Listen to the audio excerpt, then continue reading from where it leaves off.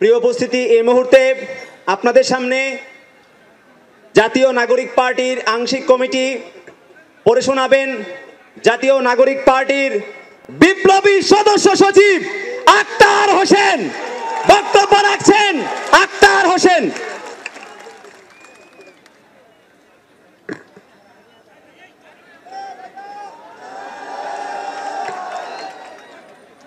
বাংলাদেশের মানুষ আজ এক নতুনের সুযোগ পেয়েছে। এই নতুনের দায়িত্ব যারা বহন করতে ইচ্ছুক, যারা বাংলাদেশকে নতুন কিছু উপহার দিতে চায়, ৭১-এর মুক্তিযুদ্ধে যে স্বপ্ন আমরা দেখেছিলাম, সাম্য, মানবিক মর্যাদা এবং সামাজিক সুবিচারের বাংলাদেশ, সেই স্বপ্নকে যারা বাস্তবে রূপদান করতে চায়, এই বাংলাদেশে একটি স্বনির্ভর পররাষ্ট্রনীতি প্রতিষ্ঠা করতে চায়, এদেশের মানুষের ভাগ্যের উন্নয়ন করতে চায়, জনস্বার্থের পলিসি নির্মাণ করতে চায়, এমন উদ্যমী তরুণদের নেতৃত্বে যে নতুন রাজনৈতিক দল গঠিত হলো, সেই নতুন রাজনৈতিক দল বাংলা জাতীয় নাগরিক পার্টির আংশিক অর্গানোগ্রাম এই মুহূর্তে ঘোষণা করছি। আপনারা ইতিমধ্যে জেনেছেন জাতীয় নাগরিক পার্টির আহ্বায়ক হিসেবে দায়িত্ব পালন করছেন এক দফার ঘোষক নাহিদ ইসলাম। সিনিয়র যুগ্ম আহ্বায়ক হিসেবে দায়িত্ব পালন করছেন সামান্তা শারমিন। আরিফুল ইসলাম আদিব সদস্য সচিব হিসেবে দায়িত্ব পালন করছি আমি আক্তার হোসেন। সিনিয়র যুগ্ম সদস্য সচিব হিসেবে দায়িত্ব পালন করছেন ডাক্তার তাসনিম জারা, নাহিদা সরোয়ার নিভা।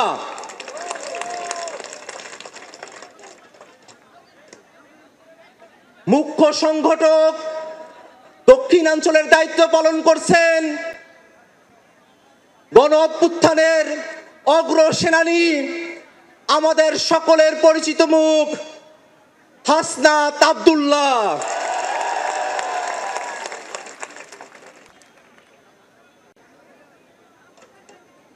মুখ্য সংগঠক উত্তরাঞ্চলের দায়িত্ব পালন করছেন অভ্যুত্থানের অগ্রসেনানী, আমাদের সকলের প্রিয় সার্জিস আলম।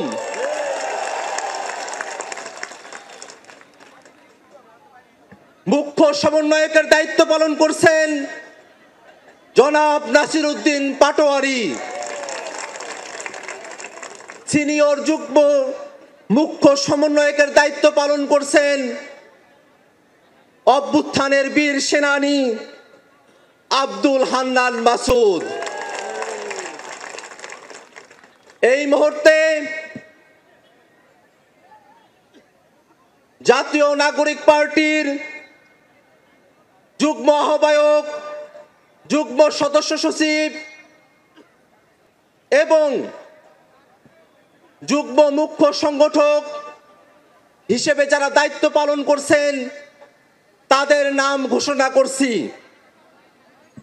যুগ্ম আহ্বায়ক হিসেবে দায়িত্ব পালন করছেন নুসরাত তাবাচ্ছুম,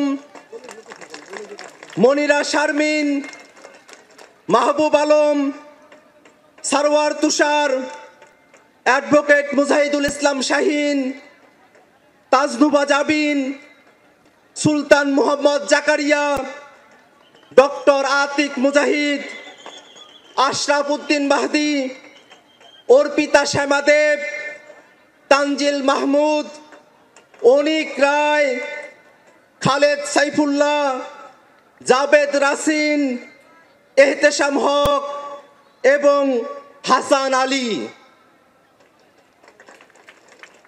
যুগ্ম সদস্য সচিব হিসেবে দায়িত্ব পালন করছেন আব্দুল্লাহ আল আমিন, আরিফ সোহেল, রশিদুল ইসলাম রিফাত, মাহিন সরকার, মোহাম্মদ নিজামুদ্দিন, আকরাম হুসেইন, এস এম সাইফ মুস্তাফিজ, সালেউদ্দিন সিফাত, দপ্তরে সংযুক্ত আলাউদ্দিন মোহাম্মদ, ফরিদ উদ্দিন, মোহাম্মদ ফারহাদ আলম ভুইয়া, মোহাম্মদ মিরাজ মিয়া, লুৎফর রহমান, মোহাম্মদ মঈনুল ইসলাম তুহিন, মুশফিকুস সালিহিন, ডক্টর জাহিদুল ইসলাম, জহিরুল ইসলাম মুসা, হুমায়রা নূর, মুশফিকুর রহমান জুহান, মোল্লা মোহাম্মদ ফারুক এহসান, সাগুপ্তা বুশরা মিসমা, আহনাফ সাইদ খান, আবু সাইদ মোহাম্মদ সুজাউদ্দিন, মীর আরশাদুল হক, ফয়সাল মাহমুদ শান্ত, তারেক রেজা, মশিউর রহমান, জয়নাল আবিদিন শিশির, মোহাম্মদ মুনতাসির রহমান, গাজী সালাউদ্দিন তানভীর, তামিম আহমেদ এবং তাহসিন রিয়াজ।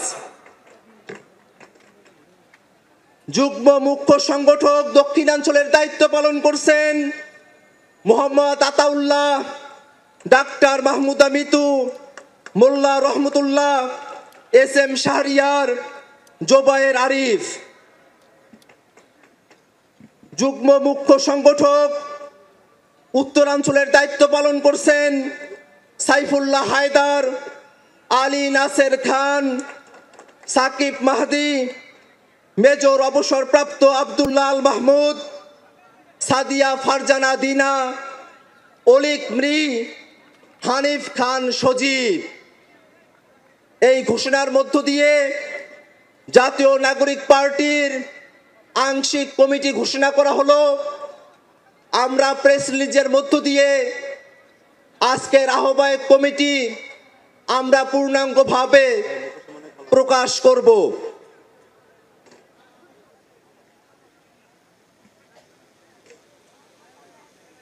দুঃখ প্রকাশ করছি,